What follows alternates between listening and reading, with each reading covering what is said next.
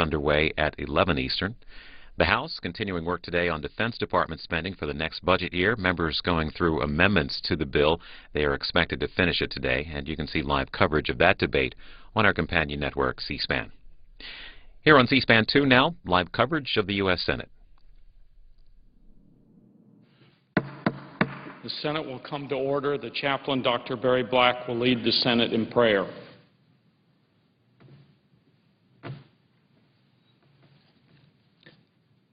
Let us pray. Eternal God, the earth belongs to you. At creation, you brought order out of chaos and light out of darkness. We wait for you to renew our strength, enabling us to mount up with wings as eagles. Today, reinforce our senators with the constant assurance of your presence. Renew their energies and enlarge their vision. Lord, give them hearts that find peace in the knowledge that they are ultimately accountable to you alone. Redeem their failures. Reward their integrity. And crown their day with the benediction of your peace. We pray in your sovereign name. Amen.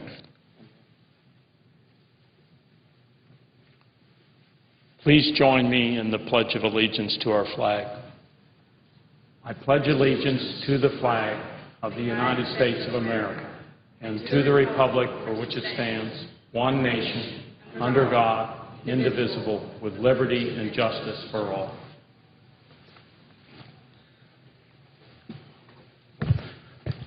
The clerk will read a communication to the Senate. Washington, D.C., July 7, 2011.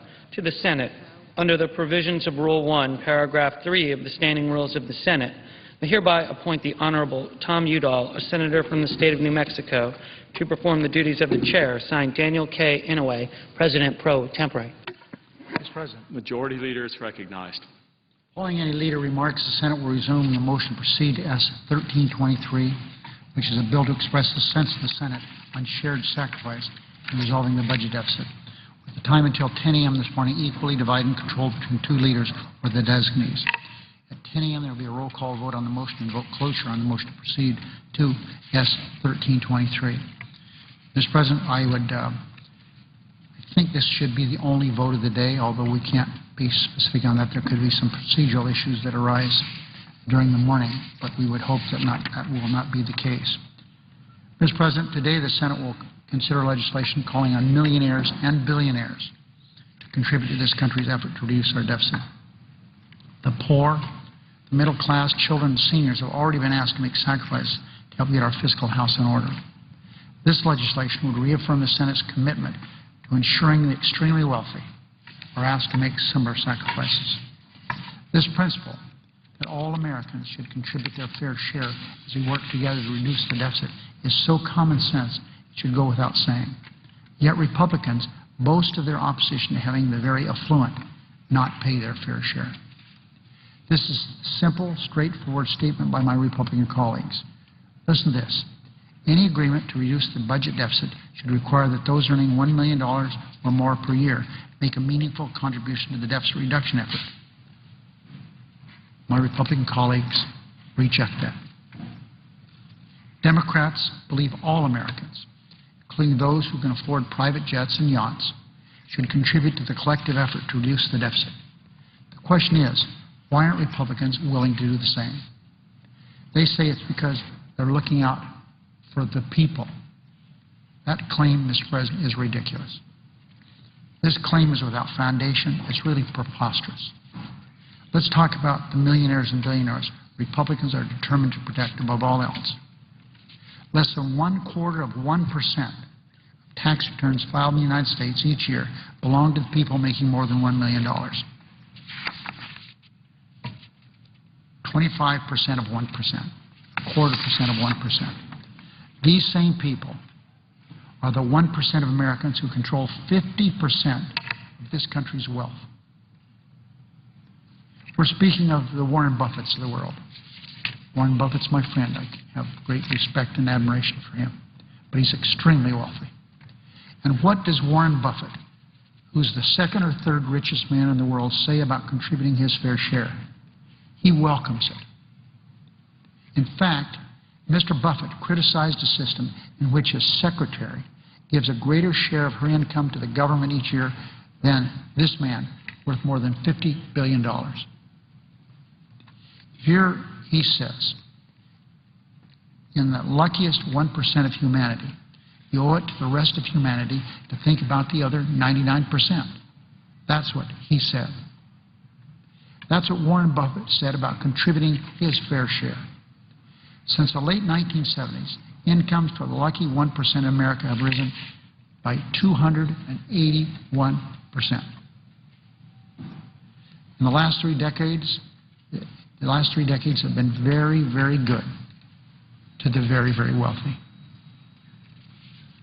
President George W. Bush called these people the haves and have-mores. He also called them his base.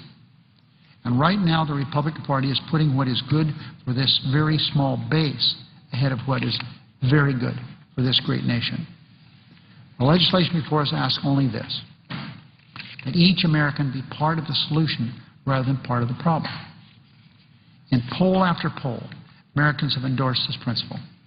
They've said they believe we must address our deficit both by reducing the spending and by ending tax breaks for the wealthiest citizens of corporations.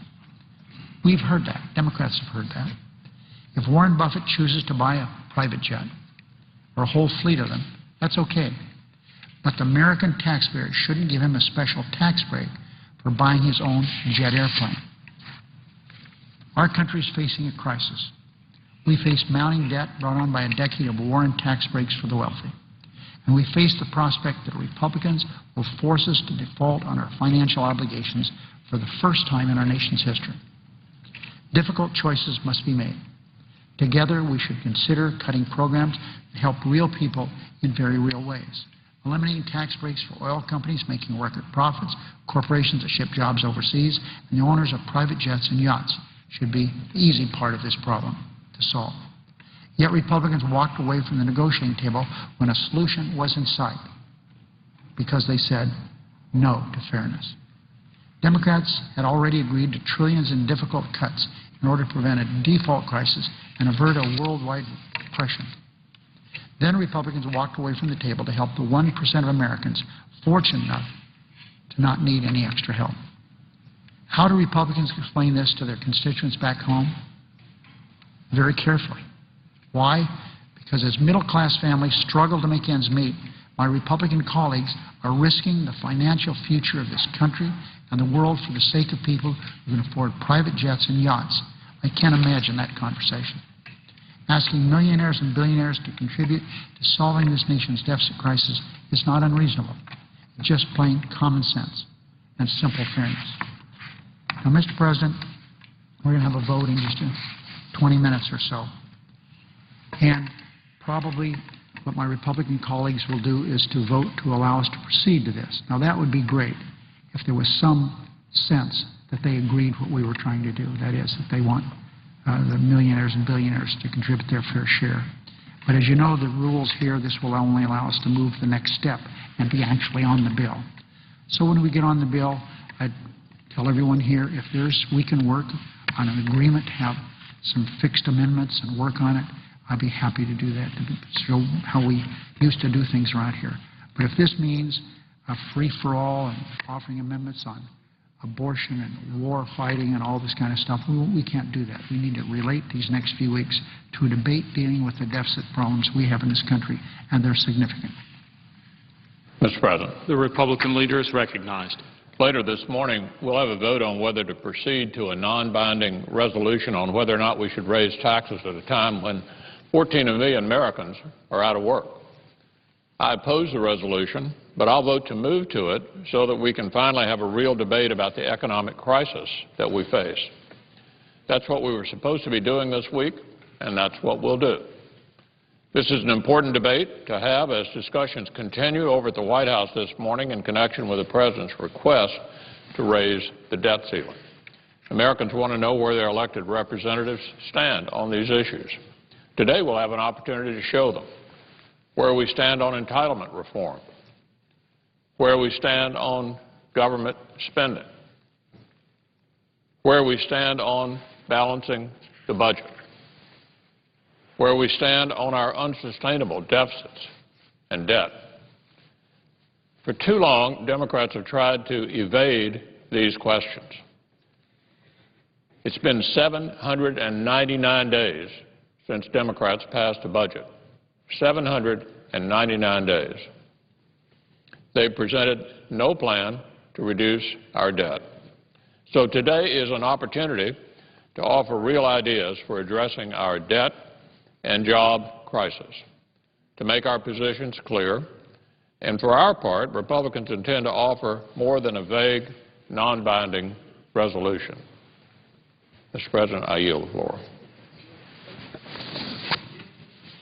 Under the previous order, the leadership time is reserved. Under the previous order, the Senate will resume consideration of the motion to proceed to S. 1323, which the clerk will report.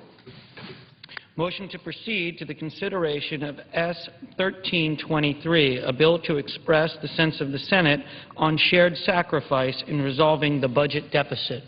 Under the previous order, the time until 10 a.m. will be equally divided and controlled between the two leaders or their designees, with senators permitted to speak for up to 10 minutes each. Mr. President. The senator from Illinois is recognized. Mr. President, pending is S. 1323, which is a sense of the Senate resolution. For those who follow the Senate, this is not a law, will not be a law if passed. It is merely an expression of sentiment by the Senate on an issue. And it can be summarized very quickly with the sense of the Senate clause, which reads, it is a sense of the Senate that any agreement to reduce the budget deficit should require that those earning $1 million or more per year make a meaningful contribution to the deficit reduction effort. Why are we even talking about this? Wouldn't everyone in America concede that everyone needs to make a sacrifice if we're going to make this country stronger? And those who can make a greater sacrifice, those who are well off, with an income of $1 million or more each year, should do a little more. Why is that such a bold and controversial suggestion? Because, in fact, when we look at the actions taken by Congress over the last 10 years, we have found a sentiment, a political sentiment, primarily from the other side of the aisle, not exclusively, primarily, which says you cannot ask sacrifice of the wealthiest people in America. Well, I can tell you, those who are students of American history know that when we've had a challenge in this nation, particularly during wars when our very existence was being challenged, people stepped up from every income level in America and said, I'm willing to fight for this country, I'm willing to die for this country, I'm willing to sacrifice for this country. So why would this be a matter to be debated on the floor of the Senate? Well, because, in fact, the policies of this country over the last 10 years have said that the wealthiest among us should be spared time and again from sacrifice when it comes to the future of our nation. That's just plain wrong. Those who are fortunate enough to be well off, to have a strong income, to enjoy the blessings of liberty, to live in what I feel is the greatest nation on earth, should be prepared to give back something. And I've spoken to some in our walk of life here in the Senate. We spend time with those who are well off, who finance our campaigns. That's a reality I'm not happy with, but a reality. And so many of them have said, for goodness sake, Senator, why do you even hesitate to ask me for more taxes? I'm prepared to pay those taxes because I feel blessed to have lived in this country. So the idea of raising taxes on the wealthiest among us won't change their lifestyle a bit. but will help to solve some of our problems. You see, if we don't change the tax cuts that were put in under President George W. Bush, people making $1 million plus a year will get a $200,000 tax break. $200,000 tax break every year. And in order to pay for that tax break, some other Americans have to sacrifice. For example, it would mean that about 33 seniors will have to pay $600 more a year for Medicare under one proposal in the House Republican budget, so that we will generate enough money to give a tax break to a person who's a millionaire. 33 seniors paying $600 more a year so that a millionaire can get a tax break. That's wrong. It's just plain wrong. I believe that we need to ask for shared sacrifice, and that's what this resolution says. Senator McConnell, who was here a moment ago, said this week, it's about making Washington make tough choices. It's about Washington taking the hit this time. Well, the people who are taking the hit in America are not in Washington. They're all across this country. It's low and middle income Americans who are taking a hit in the current economy. There's still almost 14 million Americans out of work, and those who are working have seen the bulk of income growth go to the highest income categories. We have the greatest income disparity in the history of the United States since the Great Depression. Over the past 10 years, the median family income has declined by more than $2,500. And what it means, Mr. President, whether it's New Mexico or Illinois, is that people who are working hard, going to work every single day, making sacrifices, fall further and further behind, live paycheck to paycheck. And that is the reality of life for hardworking middle-income Americans. So those of us who come to the floor and say, spare them, if you're going to spare anyone, from further taxation, give them a helping hand, understand it's so they can keep their heads above water, barely. So many Americans live paycheck to paycheck. It's the only way they survive, and that is a reality. My colleague from Kentucky is right that in Washington we need to make the tough choices, and we need to face them with a sense of consensus and compromise. An all-or-nothing approach to the budget isn't going to work. In about an hour and 15 minutes, I'm going to be honored to represent, with Senator Reid, our majority leader, the Senate Democrats in a meeting with President Obama. We will sit down in the cabinet room, as I have before, and we will talk about what we're going to do with this deficit crisis. I will say to the President and those assembled, we have plenty to work with. It was 6 or 7 months ago when the Bowles-Simpson Commission, the President's Commission on the Deficit, gave us a blueprint and said, here is a way to reach $4.5 trillion of deficit reduction in a fair way. Put everything on the table. Democrats, suck it up. Put the entitlements on the table. Make sure that at the end of the day, these are still programs that serve the public. Social Security is still there, making its promised payments. Make sure that Medicare covers the health care of elderly Americans, and do it in a fiscally responsible way. But don't run away from it. Don't ignore the problems that you face. And similarly, the Bowles-Simpson Commission said to those on the other side of the aisle, be honest about revenue. We are facing the lowest federal revenue against our gross domestic product that we've seen in 60 years. Is it any wonder we're in deficit? 15% of our gross domestic product comes to the federal government in revenue each year. We spend 25%. And so the 10% difference is our deficit. It is time to bring the spending down and the revenue up. Oh, the critics will say, you can't raise taxes in the midst of recession. Well, we need to be careful. I agree. Raising taxes in the wrong places could hurt our recovery. Here are some places where it won't hurt. As this resolution says, at the highest income categories, these Americans can afford to pay a little more. They certainly don't need a tax break. Secondly, take a look at the tax code. Up to $1.2 trillion a year in tax spending, tax earmarks, credits and deductions that the special interest lobbyists put in the tax code.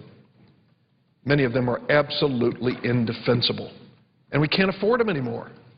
If we're asking sacrifice across the board from America, we should ask sacrifice for those who are benefiting from these tax loopholes and tax benefits. We can do that. In fact, we may be able to do it if we follow Bowles-Simpson and at the same time reduce the marginal tax rates for all Americans. It can be done. Let's take a hard look at the tax code. And remember, Mr. President, 70% of Americans do not itemize, which means they do not take advantage of the tax code, except in the rare situation where they have a refundable tax credit. These people are not using the tax code. Those who use it are in higher income categories. They are using it, they are following the law, and they are avoiding their taxes. Warren Buffett had a great quote, which we should remember while we debate this. Said it November 26th in 2006. There's class warfare, all right, but it's my class, the rich class, that's making war and we're winning. Warren Buffett is a man of few words and is listened to carefully because of his wisdom in business and life, and he hits the nail on the head. He said to me and to many others and publicly, it is unconscionable that using our tax code today, he, Warren Buffett, pays a lower marginal tax rate than the secretaries in his office. That is absolutely wrong. Why should a hard-working person in a business at a lower level pay a higher marginal tax rate than the person owning the business making millions of dollars each year? That's where the tax code's wrong. And that's where we can change it, save money, use it to reduce the deficit, and reduce marginal income tax rates. That's what this resolution is all about. It is nothing short of amazing that we're debating a question of whether those who make $1 million or more each year should really pony up and contribute more when it comes to deficit reduction. Mr. President, the newspapers this morning talk about what may be included in any final agreement. I don't know what will be included. I hope there is an agreement. But one thing I want to make clear, I just left a meeting with people who do forecasting, Standard & Poor's, Moody's, Fitch, and the like, and they talked about what's going to happen if we do not extend the debt ceiling. Now, let me lay my cards on the table. The debt ceiling vote every year is a political football. Those who are not in the President's party just don't want to vote for it. Why should you? Go home and get slapped around for having voted to extend America's debt. And in years gone by, there have been times I didn't vote for it. But in all honesty, I knew in the back of my mind it was going to pass. But here's the reality. If we reach a stalemate on the debt ceiling now, because the President's party doesn't control the Congress, certainly not the House and barely in the Senate, if we don't extend the debt ceiling, what's going to happen is very obvious. The full faith and credit of the United States is going to be called into question. And that's never happened. We have never in our history failed to extend the debt ceiling and to say that we stand behind our debts and will make good on payments. If there's any question about that, you know what happens. It's the same thing that happens when you default on your home mortgage. It becomes increasingly difficult to ever get another mortgage, and if you do, you face higher interest rates than ever. That's what America will face if we don't extend the debt ceiling. So these people from these rating agencies came to us and said it'll be disastrous if you allow the debt ceiling not to be extended on August the 2nd. That is the reality of the world that we live in. So I would say as we go into these important and difficult negotiations, as we move toward the moment when we're going to have, I hope, an agreement, let's make it very clear to the world that the United States understands its obligations, will pay its debts, and that we won't face the dire consequences of the opposite being true. That's the reality of what we face today. I will say one last thing here before I yield the floor. As we structure this deficit rescue or deficit project, let's remember two things are essential. There are vulnerable people in the United States of America who, through no fault of their own, struggle each day to live. Some of them suffer from physical and mental disabilities. Some of them have been poor their entire lives and come from poor families and have a difficult time and limited education. Some of them are elderly in nursing homes. These people, the most vulnerable among us, need a helping hand. We have never failed to do that in modern times, and we shouldn't in this time of trouble and time of deficit. We can keep our word to the poor among us that we are going to stand by them because we are caring people. And we can do it by making certain that the Medicaid program, which provides health insurance for 1/3 of the children in America, which covers more than 40% of the medical costs of children, covers the medical costs of birth of more than 40% of the children in America, and literally provides for millions of seniors to be able to stay in nursing homes and in senior settings so that they can do so. These are the things we need to take care of in the midst of this deficit reduction. I see my colleague from Tennessee on the Republican side had come to the floor, and there's time available on your side. I didn't know if anyone's coming. I'm going to yield the floor. Well, I'm wrapping up, so I thank my colleague from Tennessee. But I will wrap up to say we can take care to make sure the safety net is protected, to make sure as well that we address all levels of spending in our government. That's every one of them. To make certain that whether it's the defense budget or the budget for programs not related to defense, whether it's entitlement programs, all of these need to be carefully scrutinized.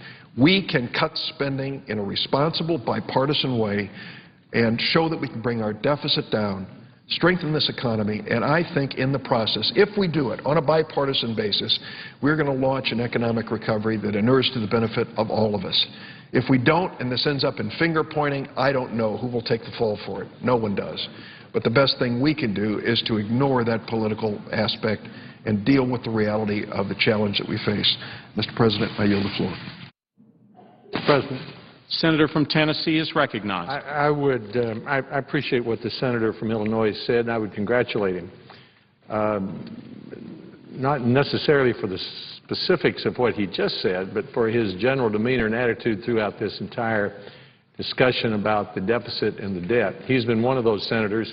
There have been some on both sides of the aisle who've made some difficult choices and some difficult decisions, have recognized that a time when our country is Washington is borrowing 40 cents of every dollar we spend, that we've got a serious problem and that we have to look at our entire fiscal condition in order to solve the problem. And the people of this country expect us to do that. So Senator Durbin has, by his willingness to make some hard decisions, set a pretty good example for all of us in the United States Senate. My hope is today that the meeting that the President has with our congressional leaders of both sides succeeds, because if they succeed, our country succeeds. The country expects us to do that.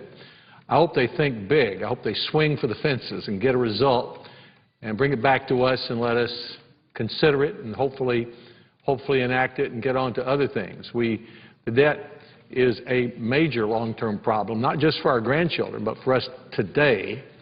But we have a bigger issue facing us, and that is the fact that we've had persistent unemployment and an economy that's not growing, and that's hurting too many people. So the sooner we swing for the fences and get a result and get our debt under control and deal with it in a bipartisan way, the better for the country, and the quicker we'll be able to get on to the larger question of jobs. Of course, economists have made it clear to us that getting the debt under control has a lot to do with jobs. That when our total debt is as high as it is today, nearly 100% of our gross domestic product, that probably costs us 1 million jobs a year. We can't solve all that in one day or 1 month, but we can take a big step in the right direction, and that's really what our countrymen and women want us to do. So I'm glad I got to hear the part of the senator's speech, and I'm glad I have a chance to commend him for his leadership on this vexing and important problem that we need to deal with. I thank the President. I yield the floor.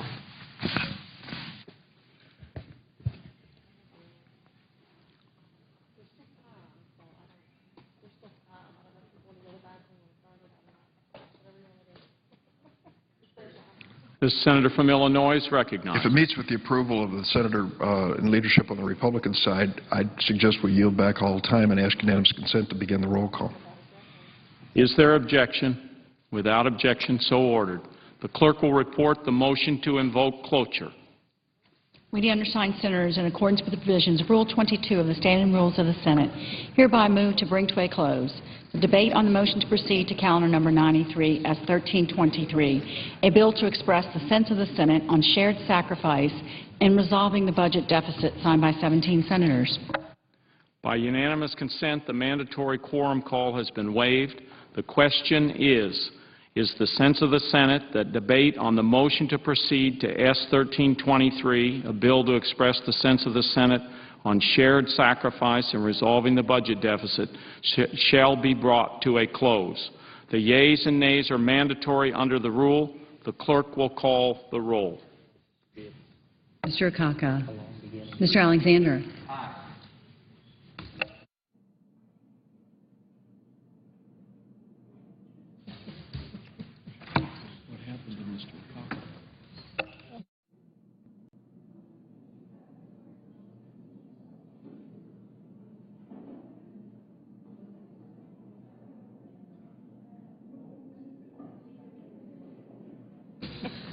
Ms. Ayotte. Mr. Barrasso. Mr. Baucus. Mr. Beckich. Mr. Bennett. Mr. Bingaman. Mr. Blumenthal. Mr. Blunt. Mr. Bozeman. Mrs. Boxer. Mr. Brown of Massachusetts. Mr. Brown of Ohio. Mr. Burr. Ms. Cantwell. Mr. Cardin. Mr. Carper. Mr. Casey. Mr. Chambliss. Mr. Coates.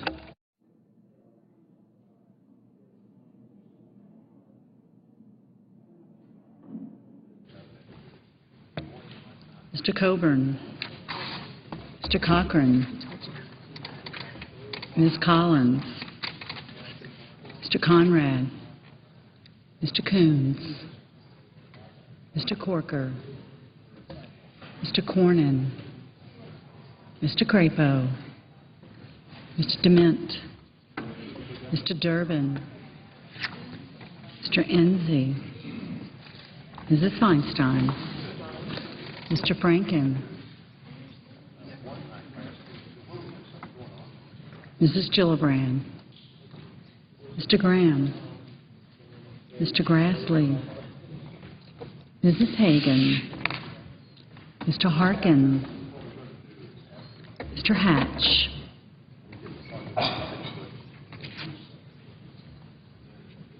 Mr. Heller. Mr. Hoven.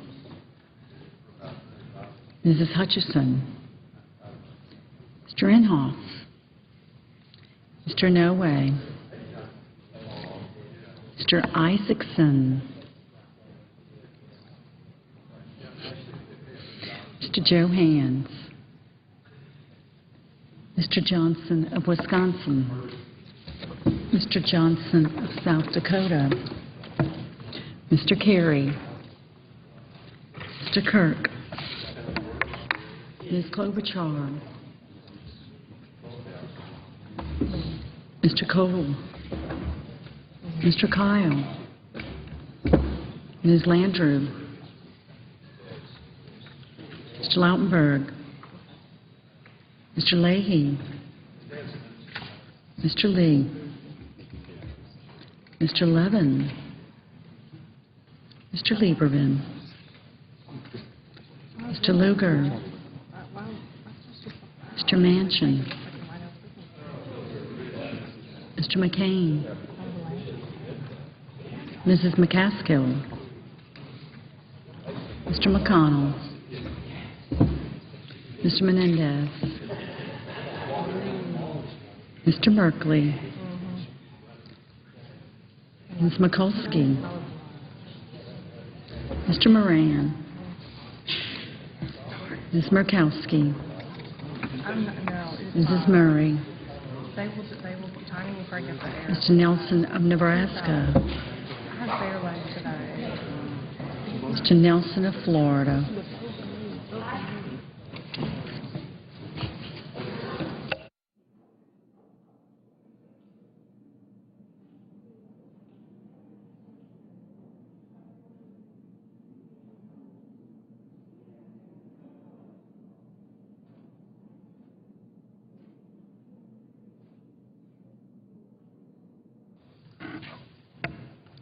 Mr. Paul.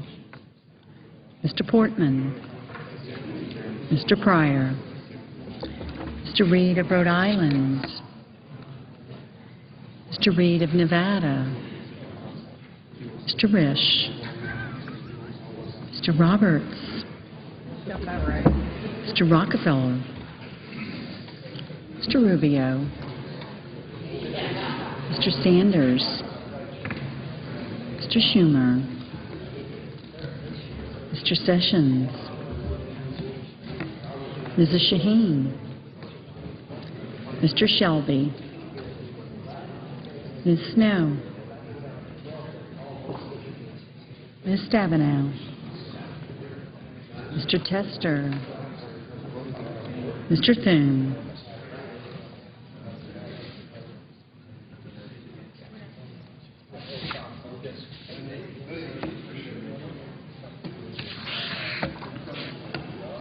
Mr. Toomey, Mr. Udall of Colorado, Mr. Udall of New Mexico,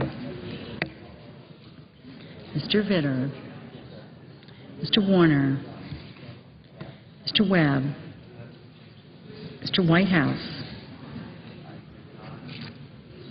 Mr. Wicker, Mr. Wyden,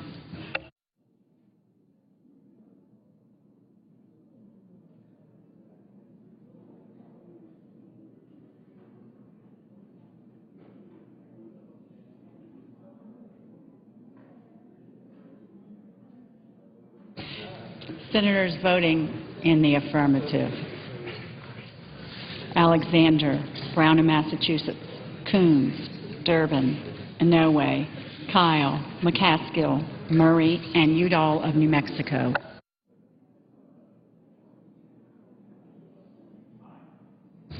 Mr. Moran, aye. Mr.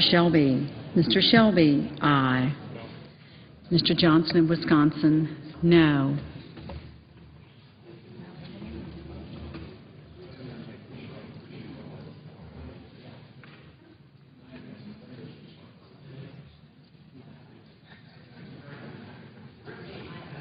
Mrs. Shaheen, aye.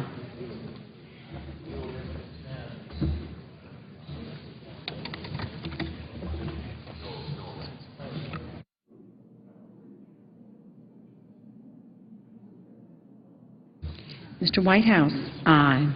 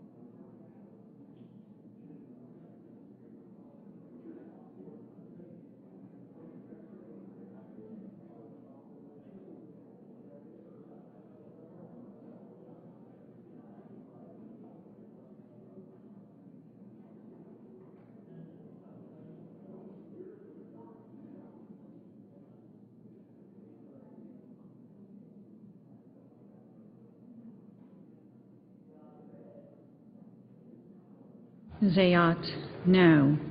Mr. Grassley. Mr. Grassley, aye. Mr. Rockefeller, aye.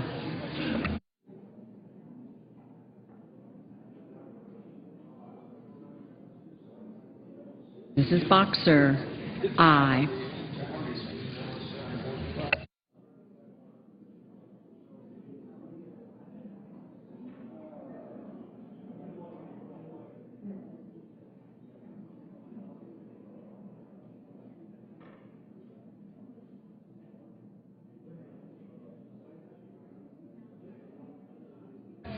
Mr. McCain, aye. Mr. Coates, aye.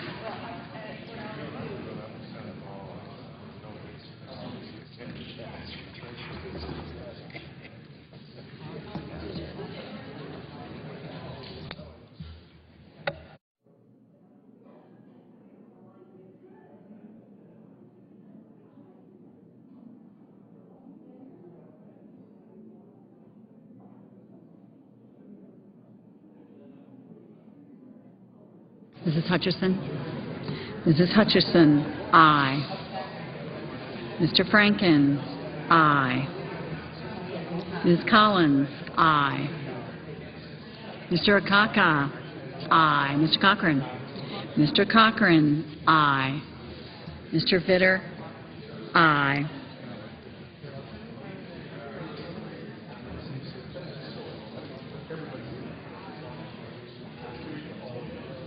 Mr. Johans? Mr. Johans? Aye. Mr. McConnell? Mr. McConnell? Aye. Mr. Blumenthal? Aye. Mr. Dement? No. Mr. Casey? Aye.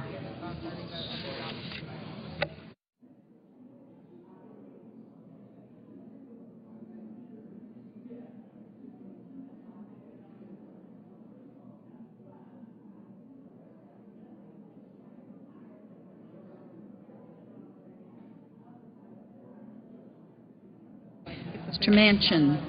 Aye. Mr. Lieberman? Mr. Lieberman? Aye.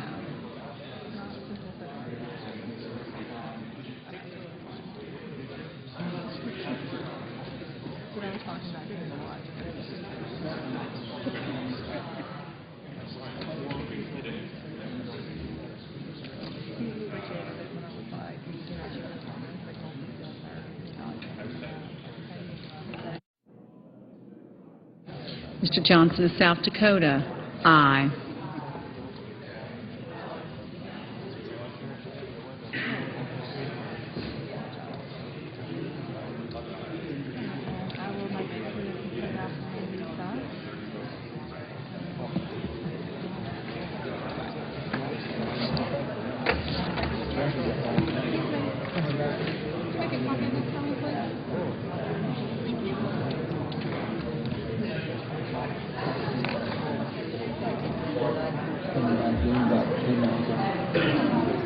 Mr. Sanders? Aye.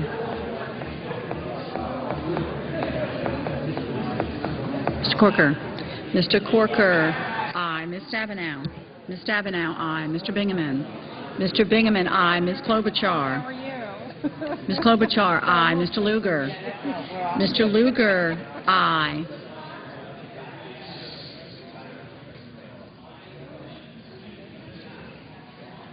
Mr. Beckidge? Aye.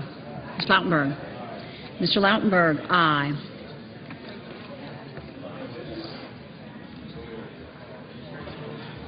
Mr. Brown of Ohio? Aye.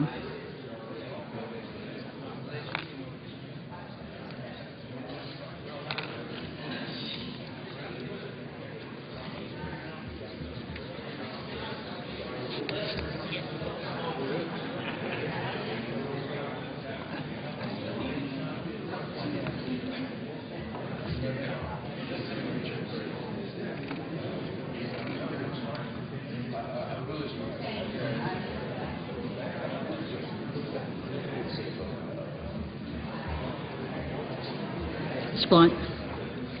Mr. Blunt? No. Mrs. Hagan? Mrs. Hagan? Aye. Mr. Wicker? No. Mr. Carey? Mr. Carey? Aye.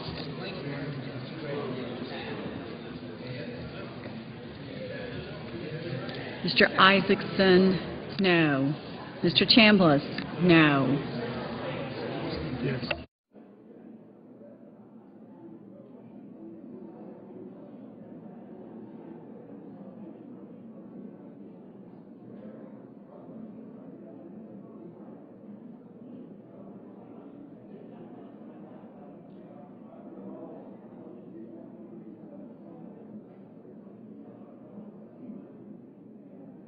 Mrs. Gillibrand? Aye.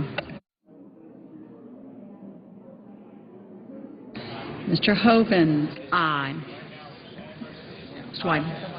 Mr. Wyden? Aye.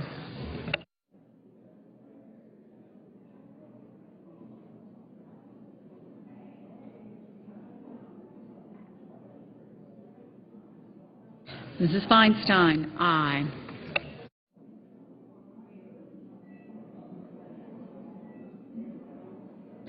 Mr. Udall, Colorado? Aye.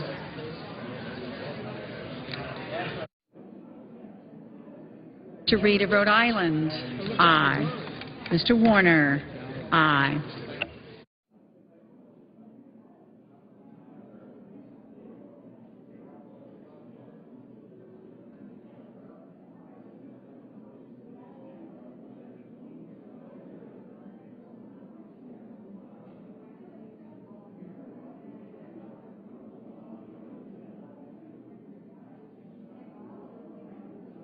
Mr. Crapo, no.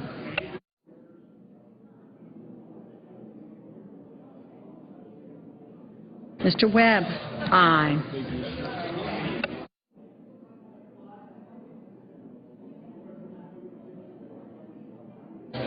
Ms. Snow, aye. Mr. Bennett, aye.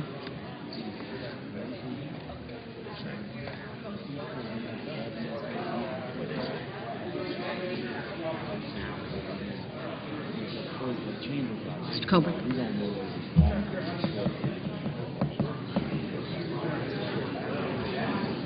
Mr. Nelson. Mr. Nelson of Florida, aye.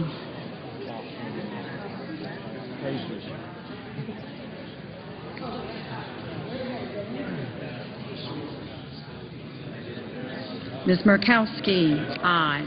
Mr. Coburn, no. Ms. Mikulski. Ms. Mikulski, aye. Mr. Merkley. Mr. Merkley, aye.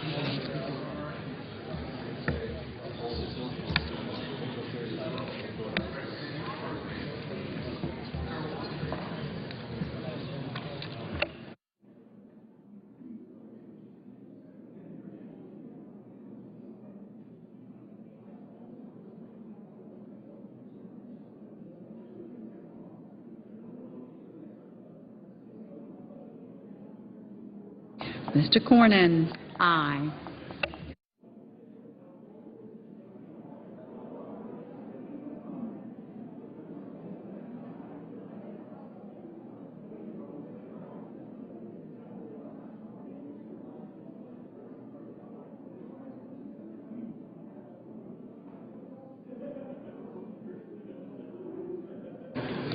Mr. Conrad, aye.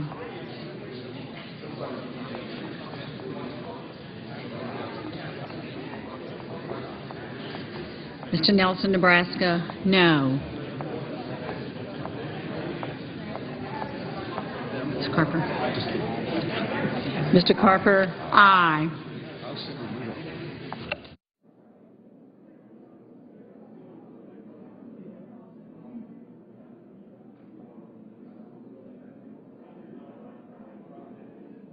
Ms. Cardin. Mr. Cardin, aye. Mr. Pryor, aye. Ms. Cantwell, aye. Mr. Risch, no. Mr. Kirk, aye. Mr. Hatch? Mr. Hatch, no.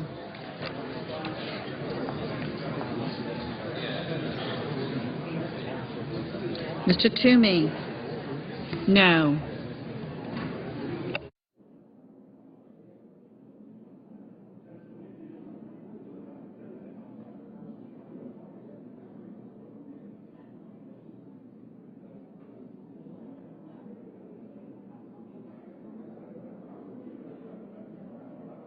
Mr. Menendez, aye.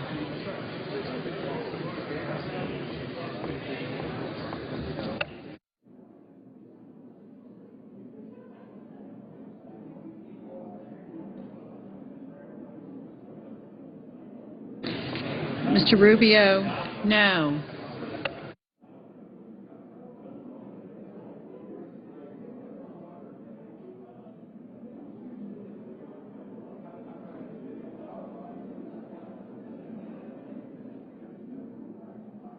Mr. Baucus, aye. Mr. Cole, aye.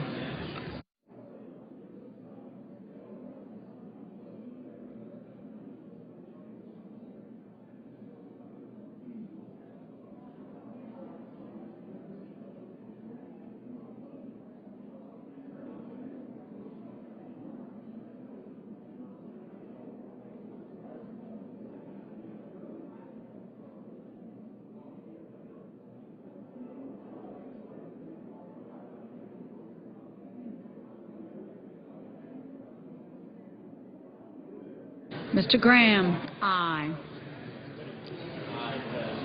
Mr. Sessions, aye. Mr. Portman.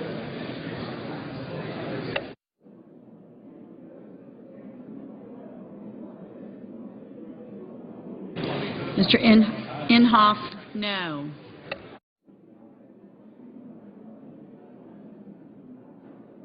Mr. Levin, aye.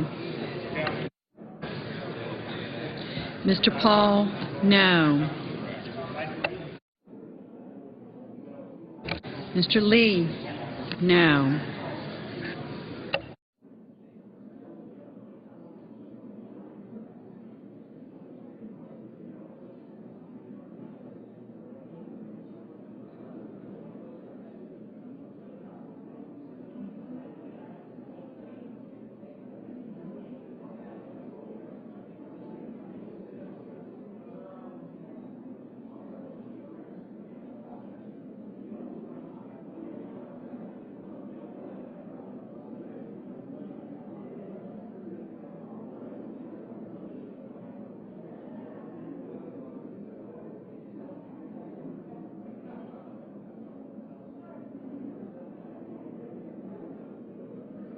Mr. Reed of Nevada, aye.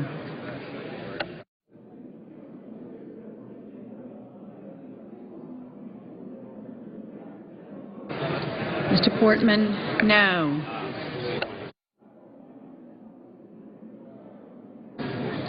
Mr. Enzi, no. Do you want to defer?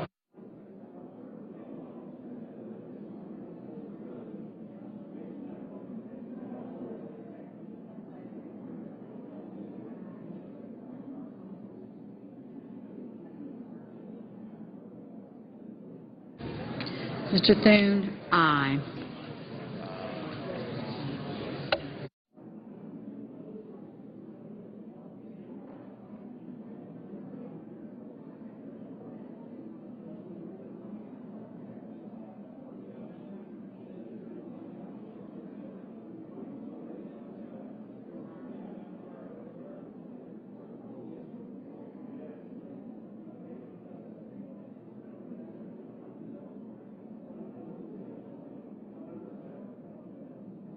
Mr. Bozeman, no.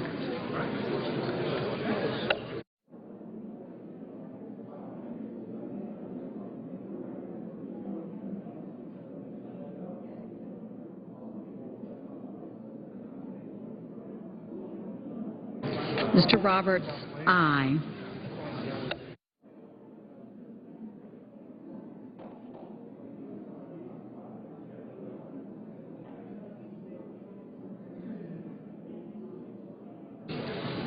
Mr. Heller, no.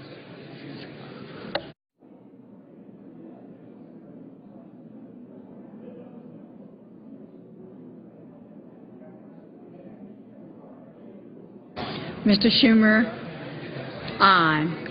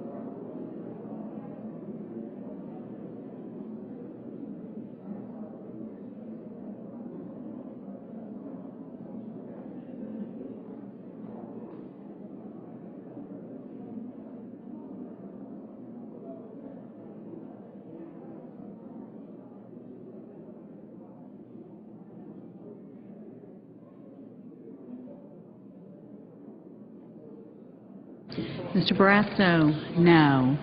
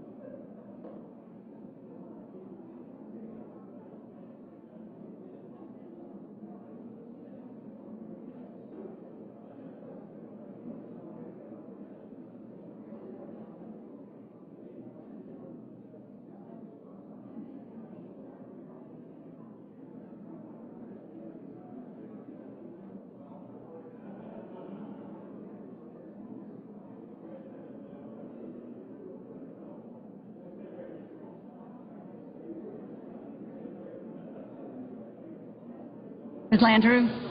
Ms. Landrieu, aye.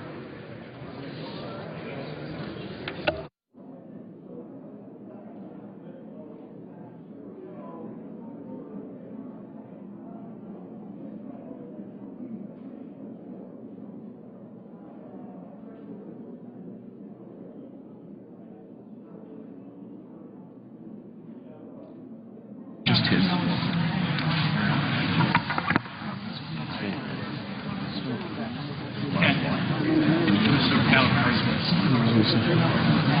Very good.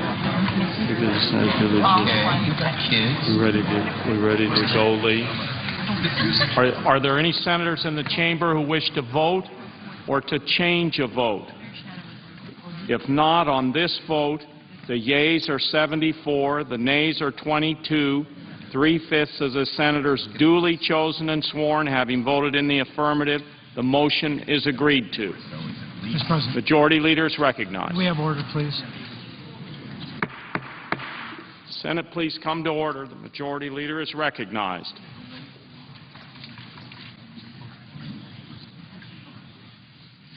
Mr. President, I ask unanimous consent that time until 6 p.m. today on the motion to proceed be equally divided between the two leaders or the designees. Further, that at 2 p.m. Monday, July 11th, the Senate resume consideration of the motion to proceed to S. 1323 with a time until 5:30 equally divided between the two leaders or the designees. And at 5:30 p.m. the Senate proceed to vote on the adoption of the motion to proceed to S. 1323. Is there objection? Without objection, so ordered. There will be no more roll call votes this week. Note the opposite quorum. The clerk will call the roll. Mr. Akaka.